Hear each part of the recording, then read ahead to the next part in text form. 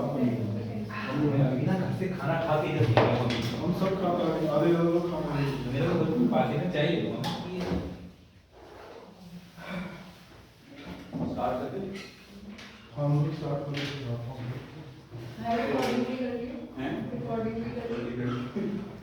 So I am Dr. Anubhav and I have done my UG from Suru Homeopathic Medical College and then I have done my masters from Baxter Hospital and specifically I have worked in ENT domain.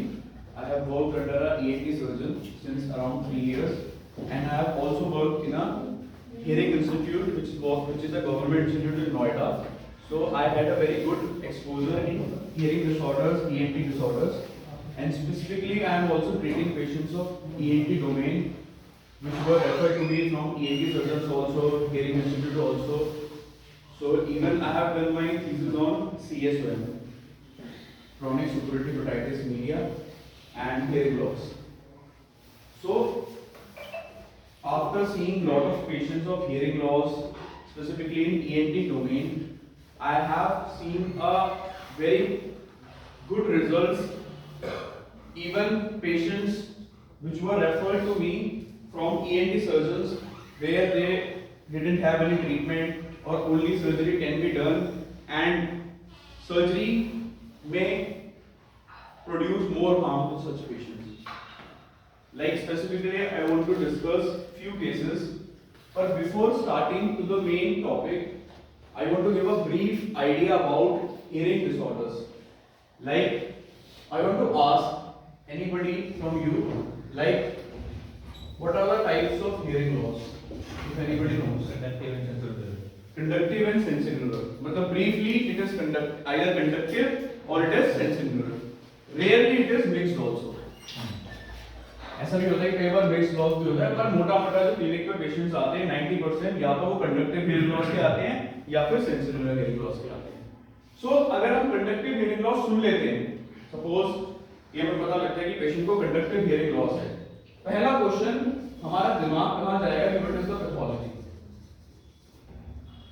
हम बहुत ठीक है, we are homeopaths, we work holistically, हम एक step मुझे लगता है allopathy से हमेशा अबव रहते हैं, but we should know the affinity of medicines. ठीक है, अ ब्रीफ और you can say a detail idea about the medicines कि कौन सी मेडिसिन का एक्शन किस पार्ट पे है या किस चीज की उसकी एफिनिटी है, एंड डिजीज एस्पेक्ट के हिसाब से भी अगर हमें आइडिया है कि ये क्या हम ट्रीट कर रहे हैं. क्योंकि कई बार मैंने ऐसा नोटिस करा है कि मतलब काफी अच्छे होम्योपैथ्स भी काफी पेशेंट्स ट्रीट करते हैं, बट उनको इतना डिटेल ना आइडिया नहीं होता कि ENT है तो बहुत ब्रीफ जानते हैं, जैसे CSOM भी जानते हैं, या सेंसोरियल है तो उसमें वो डिस्टिंग्विश नहीं करते कि क्या पैथोलॉजी है. So, अगर कोई पेशेंट कंडक्टिव हियरिंग लॉस का आपके पास आता है, सपोज क्लिनिक पे एक आता है 40-year-old male patient with complaints of reduced hearing, so what will be your first approach to that patient? कैसे आप उसको अप्रोच करोगे? आई एम आस्किंग कि कोई बता सकता है, किसी ने कभी कोई ट्रीट कराओ, हिस्ट्री लेंगे उसकी, हैं हिस्ट्री लेंगे. क्या हिस्ट्री लेंगे? कोल्ड कफ का हिस्ट्री है तो कंजेशन का डाउट आता है कि साइनसाइटिस जैसे पेशेंट्स आते हैं कि उनको मतलब हम उससे पहले ये देख लेते हैं कि अगर कोई पेशेंट कंडक्टिव लॉस का आता है तो हमारे दिमाग में पैथोलॉजी कहाँ होगी, कहाँ पे होगी पैथोलॉजी? ईयर के 3 पार्ट्स होते हैं, कान में तो होगी, कान के 3 पार्ट्स होते हैं, there is outer ear, inner ear, there is middle ear, there is inner ear. कान के 3 पार्ट होते हैं, outer ear, middle ear and inner ear. Outer ear क्या होता है? Pinna and ear canal. Outer ear का काम क्या होता है? Collection of sound, transmission of sound. ठीक है, ये हमारा आउटर ईयर सपोज. ठीक है, फिर मिडल ईयर का क्या काम होता है? मिडल ईयर क्या करता है? मिडल ईयर में क्या होता है ना पीरियड निकलते हैं. यस, मिडल ईयर का क्या काम है? मिडल ईयर के अंदर ऑसिकल्स होती है. Middle ear is like a close room जिसमें सपोज ये टिम्पैनिक मेम्ब्रेन है और एक ही दरवाजा खुला रहता है which is your station tube. तो मिडल ईयर का काम क्या होता है? एम्प्लीफिकेशन. अगर मैं आपको सपोज 10 डेसिबल पे बात बोल रहा हूं और वो आपको 40 डेसिबल पे सुनाई देगी तो thanks to your middle ear कि वो उसको 4x मल्टीप्लाई कर देता है. Now what is the function of inner ear? सब कुछ तो हो गया, इनर ईयर क्या करेगा? और इनर ईयर में होता क्या है? कॉपियर और नर्व. यस, इनर ईयर के अंदर होता है एक प्रोसेस का नाम होता है मैकेनिको ट्रांसडक्शन। क्या होता है? उसका मतलब क्या है? हम जो भी बातें बोल रहे हैं साउंड वेव्स को वो इलेक्ट्रिकल इम्पल्सेस में कन्वर्ट कर देते हैं। ठीक है, ये एक ब्रीफ आइडिया है, outer ear, middle year, inner year. ये समझना बहुत जरूरी है क्योंकि तुम्हें पता हो कि पैथोलॉजी है। अब सपोज कोई पेशेंट कंडक्टिव हियरिंग लॉस लेके आता है, तो आपका पहला थॉट क्या जाएगा? पैथोलॉजी कहां है? या तो आउटर ईयर में है या मिडल ईयर में, या तो आउटर ईयर में है या फिर मिडल ईयर में।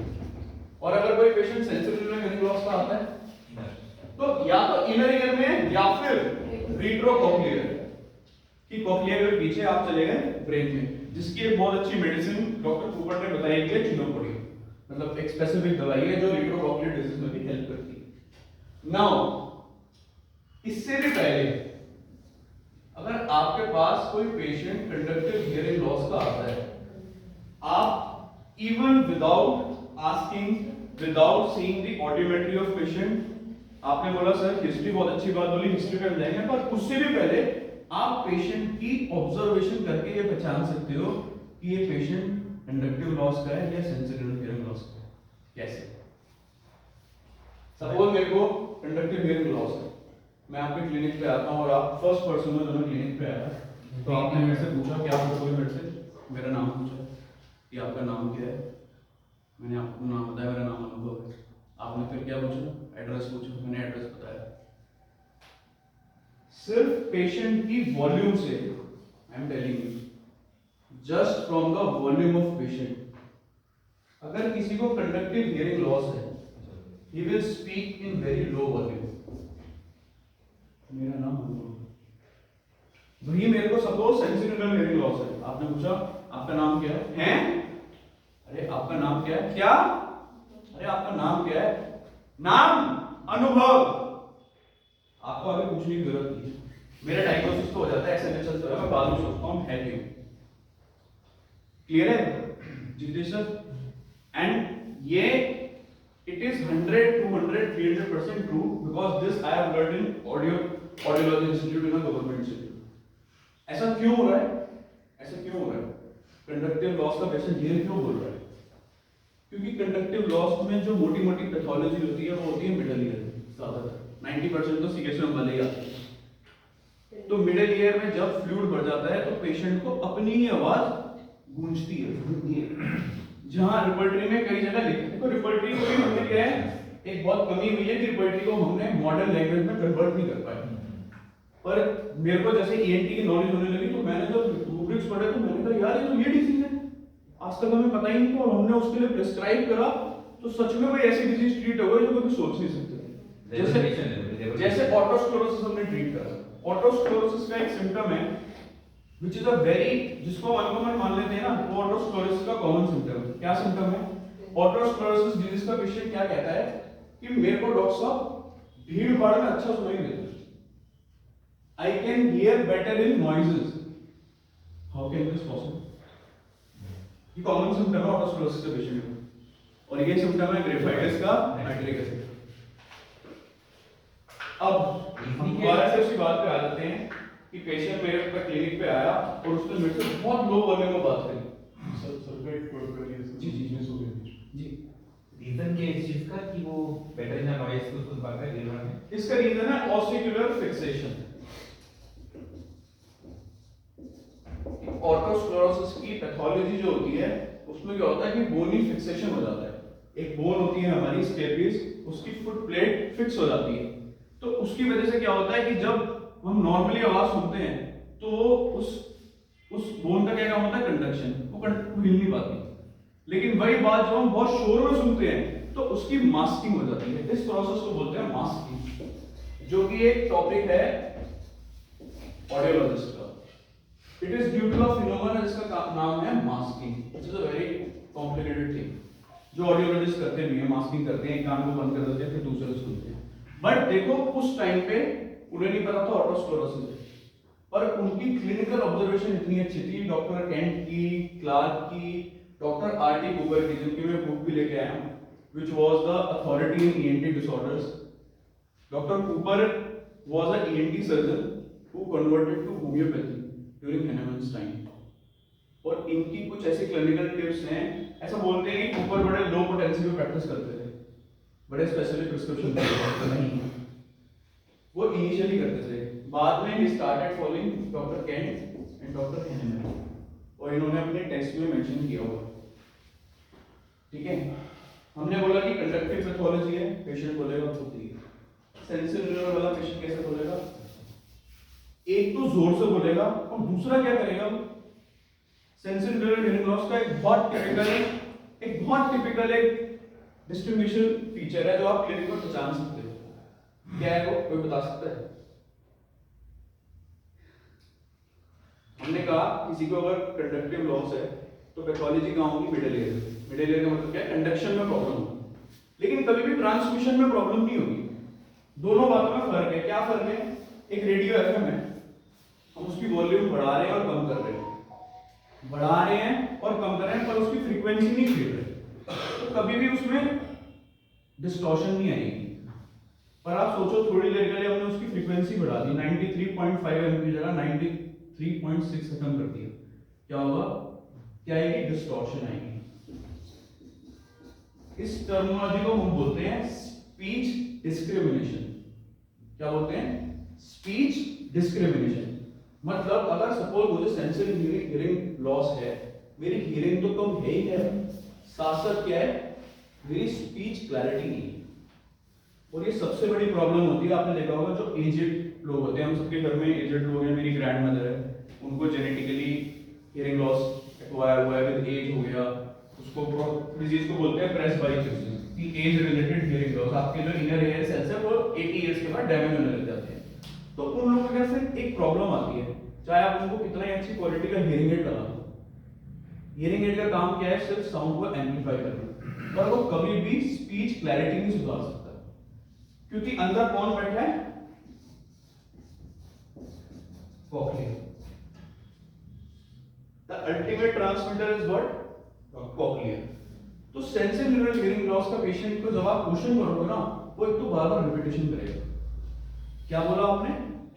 अच्छा आप मानस, अच्छा तानस, अच्छा ये नहीं वो, उसको समझने में हमेशा प्रॉब्लम होगी। एक और फीचर क्या आएगा? आप ऐसे पेशेंट से जरूर एक क्वेश्चन पूछोगे कि जब आप भीड़ भाड़ में बात करते हो या कॉर्पोरेट सेक्टर में जैसे मीटिंग्स होती हैं, जब आप मीटिंग में कन्वर्सेशन करते हो, क्या आपको समझ आती है बातें? वो बोलेगा नहीं सर। तो डॉक्टर साहब प्रॉब्लम तो यही है, कोई मेरे से वन ऑन वन बात करे ना सामने, मैं समझ लेता हूँ, लेकिन कोई मेरे पीछे से बात करता है ना, या 4-5 लोग बात करते हैं, मैं समझ नहीं पाता। This is the feature of speech discrimination, which is always poor in case of sensory neural hearing loss। मतलब मेरे को 3-4 साल काम करने के बाद ऐसे क्लिनिकल टिप्स मैंने निकाले कि सिर्फ पेशेंट से 5 मिनट की कन्वर्सेशन से at least we are able to differentiate without referring the patient to any audiologist, any ENT, क्योंकि ENT में ऐसी कोई डिजीज है नहीं जो ट्रीट नहीं हो सकती है, बल्कि रिवर्स है, ENT में सर्जिकल डिजीज है ही बहुत कम। जैसे कि फॉर एग्जांपल सबसे कॉमनेस्ट डिजीज डॉक्टर्स के पास आती है CSOM। सबने देखा होगा CSOM का पेशेंट की सब कान कह रहे हैं, डॉक्टर साहब कान कह रहे हैं। What is the pathology behind? अगर हम सोचो और सोचे, मतलब मेडिसिनल एस्पेक्ट ठीक है, बहुत अच्छा है, हमने प्रिस्क्राइब कर दिया, हमने ठीक कर दिया। मैंने एक पेशेंट का पल्सेटिला से सिर्फ CSOM को ठीक कराया करा, उसकी टिम्पैनिक मेम्ब्रेन आ गई, और उसके बाद क्या हुआ? एक और चीज हुई, CSOM का जो असली पैथोलॉजी, मतलब जो रीजन है कि क्यों कान बहा, क्यों कान बहा, मार तो नहीं बहा कभी, कोल्ड तो मुझे भी होता है, आपको भी होता है, सर को भी होता होगा, पर पेशेंट का पेशेंट का कान क्यों बहा? What is the pathology? What is the real victim? वो मिडिल ईयर नहीं है ना, पर्दा है। लोग कहते हैं पर्दे में छेद होगा, ऑपरेशन करा लो। तो छेद तो कॉन्सिक्वेंस हुआ, छेद हुआ क्यों? क्योंकि मिडिल ईयर में फ्लूइड आया। फ्लूइड कहां से आया? फ्लूइड कहां से आया? Eustachian tubes. The real victim behind the case of CSOM is eustachian tube dysfunction. कि अगर स्टैशियन ट्यूब बंद होती ही नहीं, सपोज मिडिल ईयर है, वो हमारा कान का पर्दा है, एक ही आउटलेट है दरवाजा, जिससे हवा आर पार हो रही है और इस दरवाजे के थ्रू फ्लूइड आ जाए, ब्लैंड फ्लूइड आ जाए, यहाँ पे इन्फेक्शन हो जाए, फ्लूइड भर जाए और ये दरवाजा हो जाए बंद। अब दरवाजा बंद हो गया, फोर्स होएगी, फ्लूइड बढ़े जा रहा है, तो सबसे पहले क्या होगा, विंडो फटेगी, दीवार नहीं गिरेगी, क्या होगा, विंडो टूटेगी। और विंडो टूटेगी का मतलब क्या है, परफोरेशन होगी। हमने क्या करा ट्रीटमेंट में, उसको पर्दा लगा दिया, स्टेफिन ट्यूब को खोला। पेशेंट 3 बार इस कान से ऑपरेट करा के आता है, 4 बार इस कान से ऑपरेट करा के आता है, फिर भी कहता है डॉक्टर साहब भी काम करता है। तो it is a big failure. और ये मैं नहीं, मुझे खुद जिनके साथ मैंने काम करा है, मतलब my Guru doctor Sameer Rana, उन्होंने मुझे बताया कि भाई 70 to 80% केसेस ऐसे हैं जो हमारे फेल होते हैं बिकॉज ज्यादातर ईएनटी सर्जन पोजीशन पे ढूंढते हैं। Either it is station tube dysfunction or it is always rhinitis. अगर हम किसी पेशेंट की CSM की हिस्ट्री ले रहे हैं, डिस्चार्ज की हिस्ट्री ले रहे हैं और अगर उससे ये नहीं पूछ रहे कि आपको सर्दी जुकाम कितना होता है, आपको कितनी छींकें आती हैं, आपके नाक से म्यूकस गले में तो नहीं गिरता, आपको पोस्ट नेजल ड्रिप तो नहीं होता, वेदर चेंज होने पे आपको कोई परेशानी तो नहीं होती, अगर हम उसकी नेजल एलर्जी की हिस्ट्री नहीं ले रहे तो समझ लो हमने 30% काम किया। अब आ जाते हैं थोड़ा होम्योपैथिक पॉइंट ऑफ व्यू से। हमने बोल दिया स्टेशन ट्यूब डिस्फंक्शन, तो स्टेशन ट्यूब डिस्फंक्शन की क्या हमारी कोई दवाइयां हैं, क्या रिपोर्टरी में लिखा है ऐसा स्टेशन ट्यूब डिस्फंक्शन, पता है किसी को? है eustachian tube dysfunction Kent repertory में भी लिखा है, रिटायर में मतलब कंप्लीट रिपोर्टरी में भी लिखा है, और सबसे बड़ी क्वालिटी ये इन्होंने दिया मतलब सब में ही है। तो पैथोलॉजी को अगर हम डीप उस पे अटैक करेंगे और हमारा प्रिस्क्रिप्शन जैसे डॉक्टर ज्ञान भी कह रहे थे कि डीप इनसाइड होगा in terms of pathology also. हम सिर्फ पर्दा देख के अगर प्रिस्क्राइब कर देंगे तो नहीं, अगर हम थोड़ा और डीप से जाएंगे तो अब जैसे ये केस था जो मैं बता रहा था आपको कल से पहला कि एक पेशेंट आई थी हमारे पास, बहुत माइल्ड कैरेक्टर है, उसने बताया कि मेरा राइट ईयर डिस्चार्ज होता है। जब हमने, क्योंकि हम लोग सारा एग्जामिन करते थे, हमने ऑटोस्कोपी करी, राइट ईयर में सब टोटल परफोरेशन थी, सब टोटल मतलब राइट ईयर में टिम्पैनिक मेम्ब्रेन थी, लेफ्ट ईयर में छोटी परफोरेशन थी, सेंट्रल परफोरेशन थी। केस वगैरह लिया, initially I prescribe a medicine Marcellus, one of the best, ma'am ने जैसा कहा, and really it worked. इसने क्या करा, इसने पेशेंट का डिस्चार्ज कम कर दिया, रोका नहीं। एक पेशेंट आई बाइलेटरल ईयर डिस्चार्ज से, which was profuse, bland, non-irritating since 10 years. उसके 10 साल का डिस्चार्ज मर्कल्कस की 9 डोजेस ने खत्म कर दिया। बट CSOM या ऐसी क्रॉनिक डिजीज के साथ प्रॉब्लम क्या है जो हमें भी पता है, सबको होम्योपैथ को, कि there is a tendency, discharge खत्म कर दिया पर पैथोलॉजी नहीं ठीक करी, वो डिस्चार्ज थोड़े टाइम बाद कोल्ड हुआ, दोबारा मर्कल्कस दी, दोबारा से डिस्चार्ज हुआ, लेकिन ये प्रोसेस चलता रहा। इसी चीज को इन्होंने भी कोट किया हुआ है कि एक्यूट केसेस में yes you can prescribe acute medicines like belladonna is one of the very good medicine in cases of ASM. Like Aconite, अगर पेशेंट की हिस्ट्री देता है कि मैं कल बाइक पे जा रहा था, हवा लगी और अगले दिन ही आपके पास आ गया, फिर आपको और कुछ सोचने की जरूरत नहीं है, give a dose of Aconite. अगर पेशेंट को थ्रॉबिंग पेन होता है, बहुत कंजेशन होता है टिम्पैनिक मेम्ब्रेन पे, यू विल प्रिस्क्राइब बेलाडोना. अगर पेशेंट थ्रोट इन्फेक्शन के साथ आता है और उसको ईयर पेन होता है, यू विल प्रिस्क्राइब मॉन्सोर. बट कहानी यहाँ तो एक्यूट डिजीज की हो गई. अगर ये आपके पास क्रॉनिक पेशेंट आ गया, then what is the basis of prescription?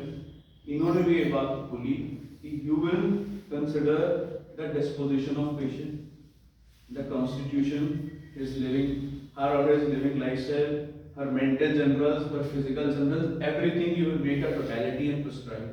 जो हमने उस केस में, this was the first case which I have treated, जो मेरी thesis में भी था, हमने इसको prescribe करी Pulsatilla 1M.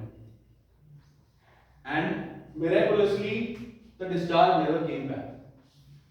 But again question आता है कि हमने एक डोज दे दी तो ऐसा तो नहीं कि पेशेंट क्योर हो गया. जो पेशेंट 10 साल से किसी टेंडेंसी को लेके चल रहा था, उसको एक डोज से मतलब सिर्फ 1 डोज 1 देने के बाद ऐसा नहीं है कि उसे दोबारा नहीं है। क्या करा हमने, क्योंकि एक्सटर्नल फैक्टर्स भी हैं, कोल्ड एक्सपोजर से राइनाइटिस हो सकता है, किसी पेशेंट से इन्फेक्शन हो सकता है, then we move to The best thing which we can do is LM potency.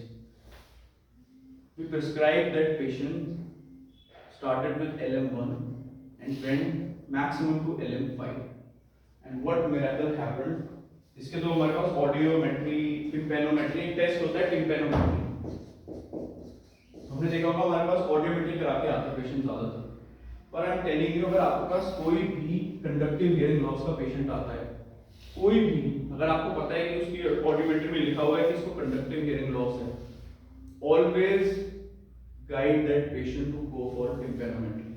Tympanometry हम कभी डिस्कस करेंगे, which is a very short topic, पर उससे आपको ये पता लग जाएगा कि मिडिल ईयर में अगर प्रॉब्लम भी है तो है क्या। जैसे सीएसओ में generally in tympanometry we get B type graph, एक ग्राफ होता है, बी टाइप ग्राफ आता है, ठीक है। और tympanometry is more reliable test than audiometry. Why? Because audiometry is a subjective test, patient के हेडफोन्स लगाए और आप पूछते हो, कई बार पेशेंट मिलिंग नहीं करता, कई बार करने वाला भी ऑडियोलॉजिस्ट नहीं होता, कई बार मशीन में एरर होता है, कई बार हो सकता है साइकेट्रिक कोई पेशेंट हो, बच्चा हो 10 ईयर से नीचे तो कर भी नहीं सकते, पर टिम्पैनोमेट्री में ऐसा कुछ नहीं है। Tympanometry is a objective test, कान के अंदर प्रोब डाला, प्रेशर बना, उस प्रेशर के बेसिस पे पता लग गया, 3-4 तरीके के ग्राफ आते हैं। तो B type graph is a classical of CSOM, और आप तब तक क्लेम नहीं कर सकते कि आपने सीएसओएम ठीक नहीं करा जब तक आप इस ग्राफ को ए टाइप प्रूव कर दो। एंड इन दैट पेशेंट ये मिरेकल क्या हुआ, वो B type graph A type हो गया, जो कि उस हियरिंग इंस्टीट्यूट को माने ही नहीं, ये तो इम्पॉसिबल है सर, बी टाइप से ए टाइप हमने आज तक होते हुए देखा ही नहीं। Then we went to with other higher institute, हमने कहा करा के देखते हैं, हो सकता है आप कह रहे हो, then again it came to A type sir, and फिर वो केस हमने ईएनटी को, जो हमारे डॉक्टर साथ हैं, डॉक्टर समीरा ने उनको दिखाया, तो he said this is the first ever case I have scene जिस पेशेंट का B type graph A type हो। मैंने परफॉर्मेशन हील होते हुए देखी है, पर कभी आज तक B type graph A type होते नहीं देखा अपनी एलोपैथिक मेडिसिन से। तो थिंग इज, अब ऐसा नहीं है किसी ने सीएसओएम ठीक नहीं करा होगा, but point is we don't know the pathological aspect and investigation, जिससे हम ये 100% प्रूव कर दें कि हाँ भाई हमने एक सीएसएम का पेशेंट ठीक करा। अगर हम कुछ इन्वेस्टिगेशंस ऐड ऑन कर दें, जैसे ऑडियोमेट्री, यस यस, एक ये मैं कह रहा था, अगर बाय चांस हम इस केस के अंदर मर्डल्सिस ना ही देते और सीधा पल्सेटला 1M देते, तो वो भी पेशेंट तभी हाँ ठीक होती है। तो मैं बता रहा हूँ ये हमारा लैक ऑफ नॉलेज था। Initially I just started my work, तो मैंने क्या दिमाग में आएगा कि थेरेपेटिक प्रिस्क्रिप्शन, और अगर हम पल्सेटला 1M ना देते और सीधा LM देते तो भी हो सकता, तो भी हो सकता। ये बता रहा हूँ यहाँ पे क्यों होता, क्योंकि my thesis was on LM potencies, but उससे पहले I have never used LM potency, तो मुझे एक थोड़ा सा डाउट भी था कि यार LM potency इतनी काम करती भी है नहीं करती। यहाँ पे एक कॉन्ट्रडिक्शन है, I might be wrong sir, आपके पास अगर क्रॉनिक केस आते हैं दैट acute exhibition होते हैं, तो we need to give acute medicine so that which in this case also, लेकिन सर वो कह रहे हैं But ना tendency कि एक ही डोज में डिस्चार्ज बंद हो गया, तो अगर पहले हम पल्सेटला 1M दे देते हाँ नहीं मैं माउथ का पल्स भी आ रहा है, एंड एक और क्वेश्चन था, अगर हम LM पोटेंसी में ना जाके पल्सेटला 1M ही बार-बार रिपीट करते रहते, आप तो वो एग्रेवेशन करता, यही तो बात थी ना कि इसमें ना एक चैप्टर दिया हुआ है स्ट्रोक क्लॉज में, पैथोलॉजी, तो स्ट्रोक क्लॉज कहते हैं कि potency selection is kind of a knot which can be open to every patient with a different way. तो मुझे अपने एक्सपीरियंस से लगता है कि आपकी कोई डिजीज अगर ट्रीट होती है तो शायद मैम 30 दे वो ट्रीट हो जाए रिपीटेड डोज से, मैं 2 मिनट तो सिंगल डोज से ठीक हो जाए, 2 डोज से ठीक हो जाए, एंड डॉक्टर डॉक्टर एलएम दिन तो एलएम से वो मल्टीपल डोज से ठीक हो जाए। सर लेकिन वन अगर उन्होंने 1M दी थी तो आप उसको continuously some doctors they repeat pulsatilla 1M 3 years, this is wrong, क्योंकि इन इंटरवल ऑफ 1 मंथ और what I mean to say is जब over a इन्होंने period of months. यस जब इन्होंने पल्सिटल 1M दी तो आइडियली हमें वेट नहीं करना चाहिए था। हाँ वेट करा हमने, वेट करा, बट थिंग्स रीअपेयर होते जैसे उसका एक्शन खत्म हुआ दोबारा से रीअपेयर हो गया। उसमें हमने LM दी ना। द थिंग इज हमारा क्या एक वो था कि what is the safest potential to give.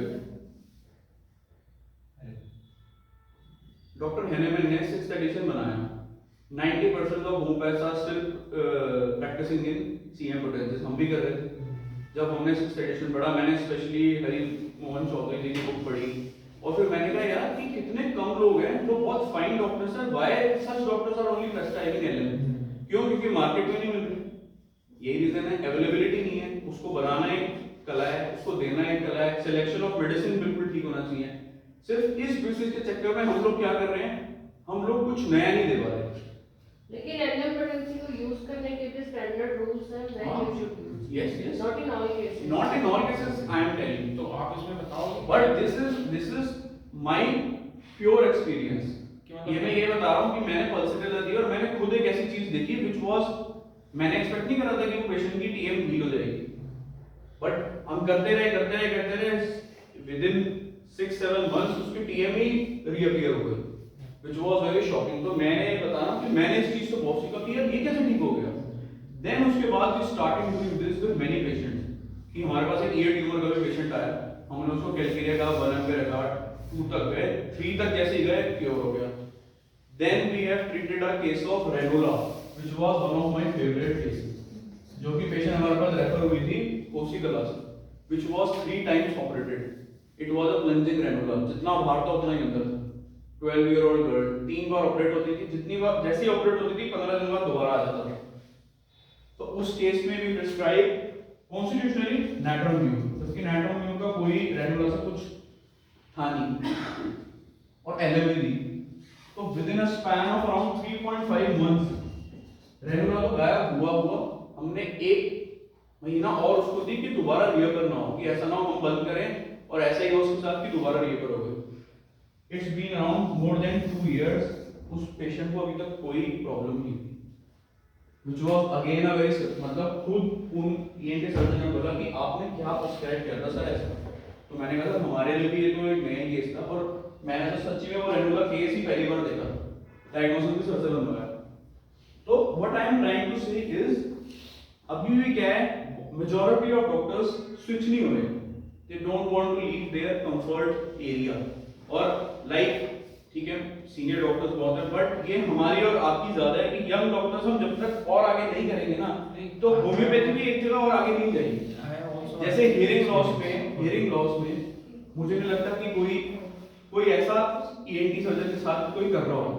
जो मैंने कहा था मुझे पता लगा हियरिंग ENT में इतना अच्छा डोमेन है, ऐसी डिजीजेस जो खुद ENT सर्जन डायग्नोज नहीं कर पा रहे। Otosclerosis is difficult to diagnose, आप क्लिनिक में ऑटोस्क्लेरोसिस डायग्नोज नहीं कर सकते, कोई इन्वेस्टिगेशन भी नहीं है ऐसे, सिर्फ और सिर्फ टिम्पैनोमेट्री के बेसिस पे। और अगर आप पेशेंट का MRI कराते हैं तो तभी वो डायग्नोज हो सकता है। इवन एम्स जैसा institute is failed in such cases and there is no treatment for otosclerosis, no treatment, only surgery कि वो फुट प्लेट काट देते हैं। और जैसे ही वो मिडिल ईयर तक पहुंचते हैं सर्जरी करने के लिए, फुट प्लेट काटना आसान नहीं है, उस पेशेंट को प्रोफाउंड हियरिंग लॉस होना ही होना है। मतलब वो भला ना करके उसको और खराब कर देते हैं, क्योंकि ऑटोस्क्लेरोसिस में 50 डेसिबल से ऊपर लॉस नहीं जाता, लेकिन ऑपरेशन के बाद वही लॉस कितना हो जाता है 80 डेसिबल 90 डेसिबल की डेड हो गई। So the thing is what I am trying to say, ठीक है we know homeopathy, we are working on homeopathy, but साथ साथ we should know the pathological aspect also of every disease. और हम अगर क्लिनिकली बहुत अच्छे होंगे ना, we will be able to debate with the ENT also or whatever domain in we are working। अगर हमारा डायग्नोसिस इतना अच्छा होगा कि हमने देखा और पेशेंट को लगता है ये तो इस केस में पेशेंट है, तो ENT पे आराम किया आपने कैसे बता दिया? क्योंकि सी our degree or anybody's degree don't define his skills। आप हमें स्किल्स सीखने के लिए किसी ने रोका। मैं अगर नोएडा गया था उस इंस्टीट्यूट में तो मुझे ऐसा लगता मैं करूं क्या, what is the role of homeopathy here? Initially तो ऐसे ही होता है ना कि इस दिन पेशेंट में मैं करूँ क्या, जिसको प्रोफाउंड लॉस है उसका क्या करूँ, ये ऑटोस्क्लेरोसिस में क्या करूँ. देन आई स्टार्ट सर्चिंग कि कुछ तो ऐसा होगा, किसी ने तो कुछ ऐसा किया होगा. Then I came to this book और दिस पर्सन डॉक्टर आरटी ऊपर कि यार ये सब चीजें जो हम आज कर रहे हैं उन्होंने इतने पहले कर दिया था, but nobody has taken this thing to forward. किसी ने इस चीज को आगे नहीं लिया. और अब रिपर्टरी में बहुत सारी चीजें हैं, मैं एक दो चीजों और बताता हूँ. There is a rubric degeneration of ossicles.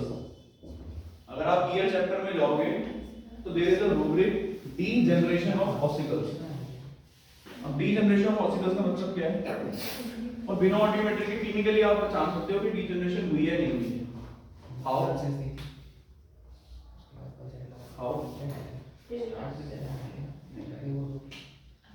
Ma'am tinnitus in 90% of cases, अगर आपके पास कोई पेशेंट टिनिटस का आता है ना, ऑलवेज इन 90% ऑफ केसेस आपको इनर ईयर के बारे में सोचना है.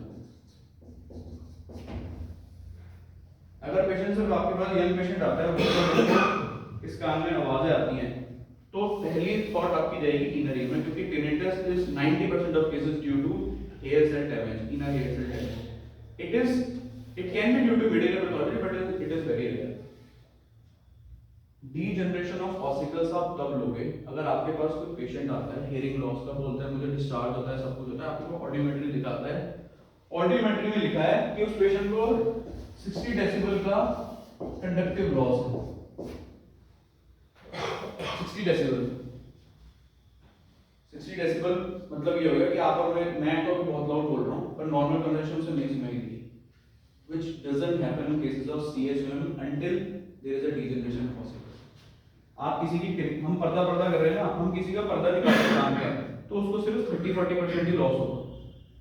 The main thing or the main organ for conduction is your ossicles. जैसे ही आपकी स्टेपी, सबसे पहले डैमेज भी स्टेपीज होती है, जैसे ही स्टेपीज डिजनरेट होनी शुरू होगी ना, हियरिंग लॉस 30 से सीधा जंप कर जाएगा 50. तो आप उस पेशेंट को कोई अगर ऐसी रेमेडी दोगे जिसमें ये नहीं है रूब्रिक, तो वो काम नहीं करेगी. जैसे डीजनरेशन ऑफ ऑसिकल्स में दवाइयां कौन सी है, siliceous one of the medicine, ऑरोमेड is one of the medicine, capsicum is one of the medicine, एसिट्रोज वन ऑफ द मेडिसिन. एक क्लिनिकल फीचर क्या है, अगर किसी को डीजनरेशन ऑफ ऑसिकल हो गया, वो पेशेंट क्या है, आपको टिपिकल चीज पता है क्या बताएगा, ही विल से डॉक्टर साहब तो डिस्चार्ज आता है ना काम का, बहुत बदबू आती है उसमें, इतनी स्मेल आती है कि अगर आप लिटरली हमने तो किया है ओपीडी में, अगर स्मेल कर लोगे ना you will vomit. That means कि पेशेंट की जो मिडिल ईयर ऑसिकल्स हैं वो डीजनरेट होनी शुरू हो गई है, और अब खतरा है कि इसका हियरिंग लॉस हो सकता है, प्रोफाउंड हियरिंग लॉस होता है इसका. और ऐसे केसेस में हम प्रोग्रेस होते हैं इनर ईयर पे, क्योंकि there is a thing outer ear, middle ear और इनर ईयर. या तो पेशेंट को इनर ईयर डिजीज ही हो रही है. इनर ईयर डिजीज कौन सी होती है, most common inner ear disease आप क्या देखते हो, या most common reason sensory nerve hearing loss का क्या है? नहीं मैम, ओल्ड एज की वजह से हैं, किसकी वजह से? ओल्ड एज इज प्रेसबाइटिस, बिल्कुल. और ओल्ड एज में ज्यादातर इनर ईयर की वजह से होता है. और एक बहुत कॉमन है जो यंग लोगों में हो रहा है आजकल, स्ट्रोक. नहीं स्ट्रोक भी है, rare. It is noise induced. अगर आपके पास कोई पेशेंट आता है और ये हिस्ट्री देता है कि डॉक्टर साहब मैं ऐसी जगह काम करता हूँ, और आप ये पूछोगे भी कि जहाँ पे बहुत शोर रहता है, बहुत आवाजें आती है, फैक्ट्री में काम करता हूँ, या वो ड्रिल वाला काम करता हूँ, या ईयरफोन्स लगाए रहता हूँ, या मेरी दुकान ऐसी जगह है बहुत शोर वाली मार्केट है, that patient will tend to suffer noise induced hearing loss, which is always inner ear, क्योंकि cochlear hair cells है, never middle ear. अगर यहाँ पर सपोज कोई बम फट जाता है, आपने देखा होगा कि बहरे हो गए, बम फटा और कोई बहरा हो गया, तो बहरा क्यों हुआ? पर्दे फटने की वजह से नहीं हुआ, उसकी टिम्पैनिक मेम्ब्रेन नहीं फटी, उसको क्या हुआ? उसका कॉक्लियर हेयर सेल्स डैमेज हो गए. इसीलिए WHO की एक स्टैंडर्ड गाइडलाइंस है जो आजकल यूथ को पता भी होनी चाहिए. आपकी जो भी डिवाइस है इसमें सपोज 100 वॉल्यूम है, 100 वॉल्यूम का मतलब क्या है? 100 डेसिबल्स. 100 डेसिबल अगर आप 1 घंटे के लिए सुनते हो तो तो आपको 10 डेसिबल का लॉस हो सकता है। तो what is the highest limit to use such devices is 50% of volume for 50 minutes. अब आप सोचिए 50% of volume just for 50 minutes, अगर आप इससे ज्यादा सुनते हो you are tend to suffer from sensory hearing loss, noise induced hearing loss. Next thing, जैसे सर मैम बता रही थी फॉस्फोरस, सर ने बताया फॉस्फोरस उसमें लिखा भी है, phosphorus is also one of the best remedy for sensory neural hearing loss. It has a very high affinity for cochlea, specially in diabetic patient, क्योंकि डायबिटीज में रेटिनोपैथी तो होती है, पर डायबिटीज में एक और डायबिटिक पेशेंट्स आर मोर, क्योंकि नसें ही तो हैं, cochlea is what, nervous system, तो diabetic patient are always prone to suffer from SNHL। तो प्रिस्क्रिप्शन मुझे लगता है सब अपने तरीके से प्रिस्क्राइब करते हैं, होम्योपैथी में सबका अपना एक डोमेन है, मेरा थोड़ा अलग हो गया काम कर करके, क्योंकि मैंने थेरेपेटिक भी बहुत स्टार्ट करे, और जब पेशेंट्स ऐसे आने लगे कि ENT डॉक्टर कोई प्रेफर करने लगा, तो और एक अलग डोमेन लगा कि हम क्या कर सकते हैं और नया। तो बट उससे पहले I always try to take case as per my, without seeing the audiometry, क्योंकि आपको बता दूं ऑडियोमेट्री में भी एक ग्लिच है। 70% of audiologist are not actually audiologist, they are diploma holders, because I have worked in Noida, मैंने देखा है कि how they do, and audiology again is a subjective test. अगर आप ऑडियोलॉजिस्ट को नहीं लिख के दोगे ना कि यार मेरे को शक है कि इसे कंडक्टिव लॉस है, ऐसा कुछ होता है वो कंडक्टिव को सेंसिटिव बना, specially in cases of children. One more pathology which I want to discuss here is OME. OME क्या होता है?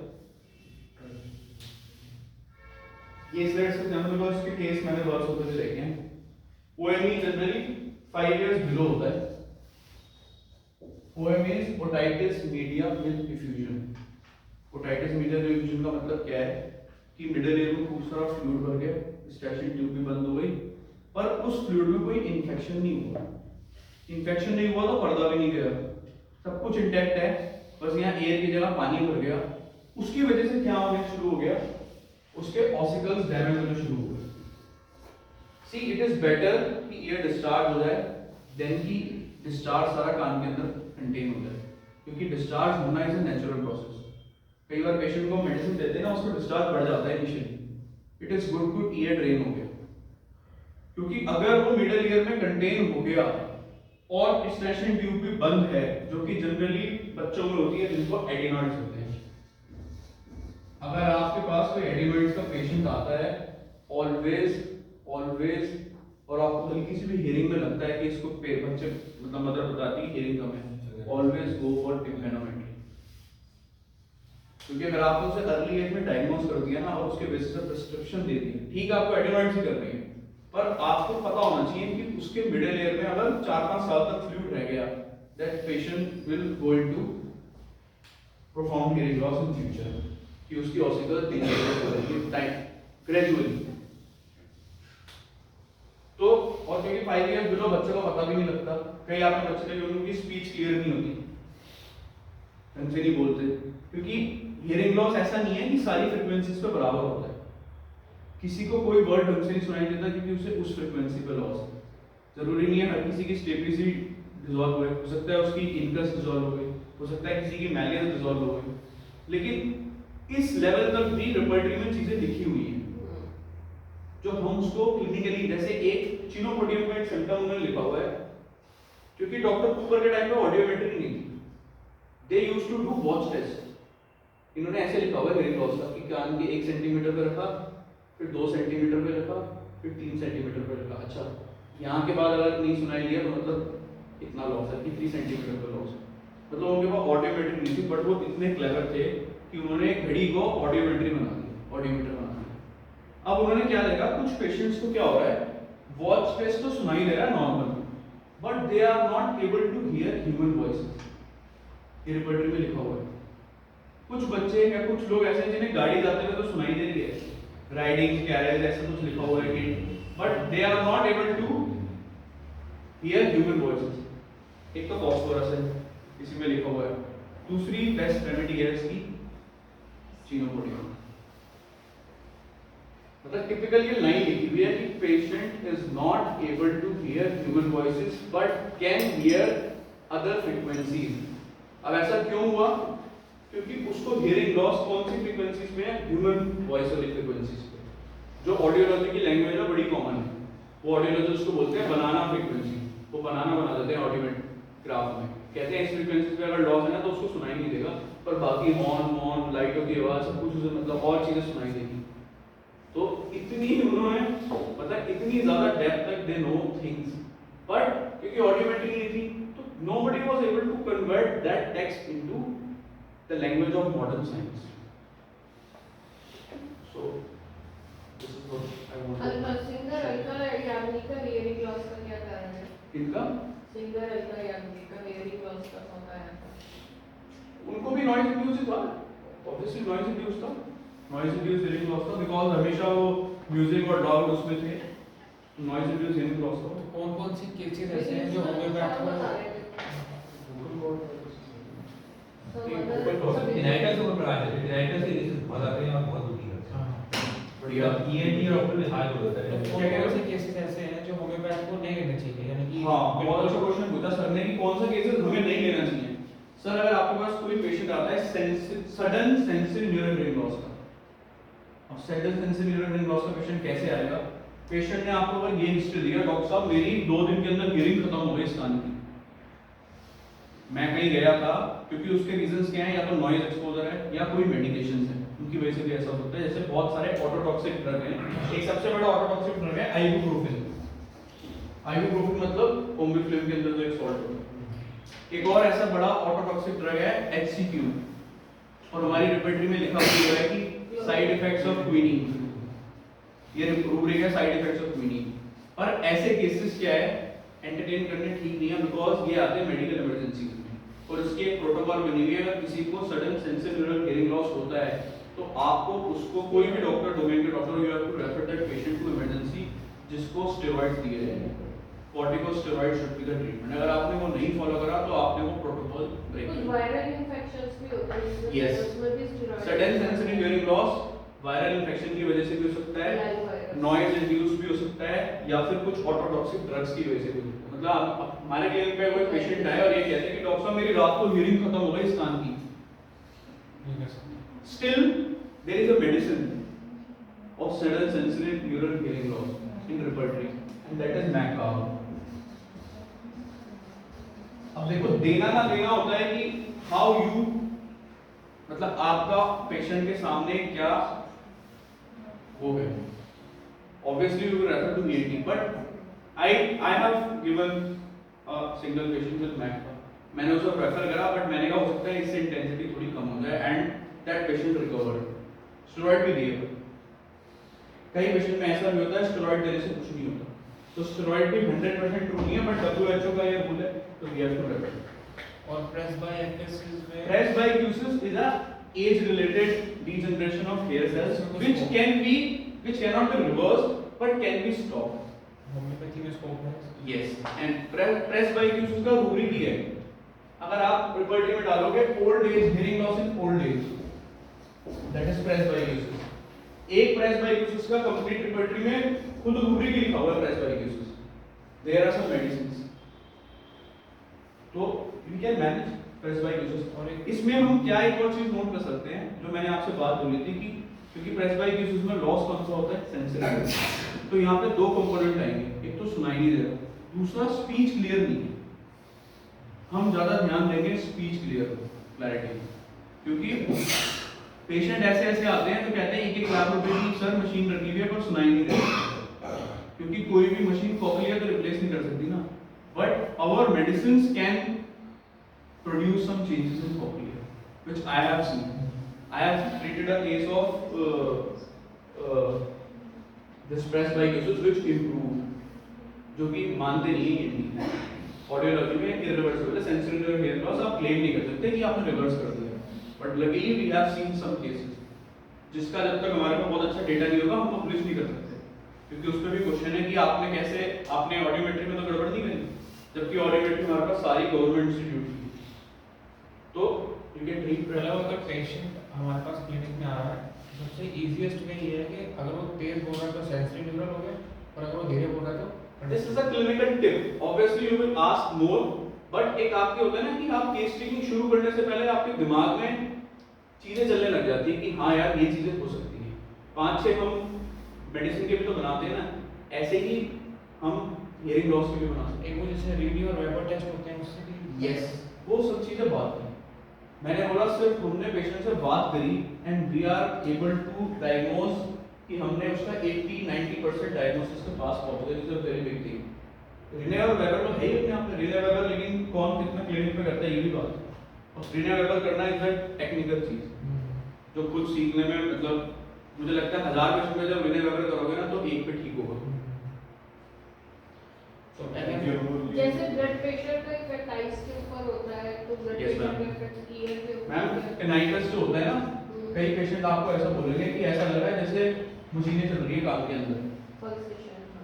Carotid pulsation is very commonly heard, और उसका एक तरीका है, टेनाइटिस का कोई पेशेंट आता है we always press this carotid, और अगर इस कैरोटिड को दबाने से उसकी टेनाइटिस कम हो जाती है तो पल्सेशन की वजह से, वो इनर ईयर नहीं है, वो फिर कॉक्लियर हेड सेल्स की वजह से नहीं है, तो पल्सेशन की वजह से ब्लॉकेज कुछ भी है, देन उसको फर्दर इन्वेस्टिगेट करने के लिए। I have seen some of cases of this pulse carotid pulsations also अगर व्हिच उसको प्रेस करने से कम हो जाता है। कम हो जाएगी मैम, क्योंकि आप ये ब्लड फ्लो रोक दोगे ना, हाँ, जो tinnitus कम हो जाता है। टिनेटस कम हो जाएगा।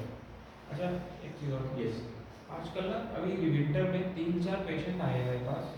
अब ये आप बताओ कॉमन है या अनकॉमन है, वो कहते हैं हमें कान में आवाज़ें आती हैं लेकिन ये गर्मियों में नहीं आती। लेकिन जब मैंने हिस्ट्री पूछी, सर्दी में कोई अप्लायंस वगैरह नहीं चलता, आसपास शोर नहीं होता, तो उनको आवाज़ आती है कान के अंदर। लेकिन जैसे ही वो किसी ऐसे एरिया में जाते हैं जहाँ लोग बात कर रहे हैं तो वो ठीक, तो ये कॉमन हुआ या नहीं, नहीं? बहुत अच्छी बात बोली। नहीं, मैं बताता हूँ उसका। Tinnitus is always heard when there is no external sound, और जब वो बहुत कम होता है ना तो पेशेंट ऐसे ही बताता है कि डॉक्टर साहब रात को पता नहीं कान में आवाजें सी आती है। This is the best time to treat that patient, क्योंकि टिनाइटस का ही अगला फेज क्या है, टिनाइटस अभी अकेला नहीं आता, टिनाइटस हमेशा सेंसरी न्यूरल हियरिंग लॉस लेके आएगा साथ, और ज्यादातर sensory neural hearing loss begin tinnitus से ही होता है। तो अगर आप और प्रोब करोगे ना, पेशेंट की एज देखो, उसकी हिस्ट्री लो कि कोई नॉइज एक्सपोजर तो नहीं है, कोई irritation तो नहीं है, तो यू कैन ट्रीट। टिनाइटस का थोड़ा थेराप्स वगैरह, टिनाइटस का थेराप्स वगैरह जैसे मोस्ट बेसिक मेडिसिन कौन से हम देख सकते हैं इसमें? फिर वो स्पेसिफिक हो जाएगी। मतलब पर स्पेसिफिक वैसे बता रहा हूँ, हम लोग पार्ट 2 कर लेते हैं। Part 2 करेंगे। कॉलेज के पास काफी बड़ी कॉलेज टिनाइटस में बहुत ही अलग अच्छा एक लास्ट क्वेश्चन है, एलेम्पोटेंसी कैसे देते हैं? मतलब कितनी पिल्स डालते हैं एलेम्पोटेंसी? वन पिल इन 100 ml वाले। यस, और उसको एवरी आप आवर खुद आप पर्सनली पूछ लेना। वैसे एक क्लिनिकल टिप ये है, अगर आप प्रैक्टिस प्रैक्टिस कर रहे हैं, क्योंकि मैं हमें देता गिंको हूँ biloba is one of the proved medicine as per दी, आप रिसर्च भी पढ़ लोगे ना, which can be given with along as a supplement with your constitutional medicine. आप जो भी मेडिसिन दे रहे हो, ginkgo biloba is not a medicine, it is a supplement which जो ऑक्सीडेशन बढ़ाता है नर्वस सिस्टम की। I have seen very good results of ENT में जितने भी ENT केसेस आते हैं specifically sensitive and tinnitus. Inner ear biloba तो वैसे भी नर्व है, टॉनिक, नर्व का टॉनिक। नर्व टॉनिक है and it works. Nerve tonic बहुत सारे हैं पर टिनाइटिस को कोई काम नहीं करेगा। बहुत बढ़िया था ये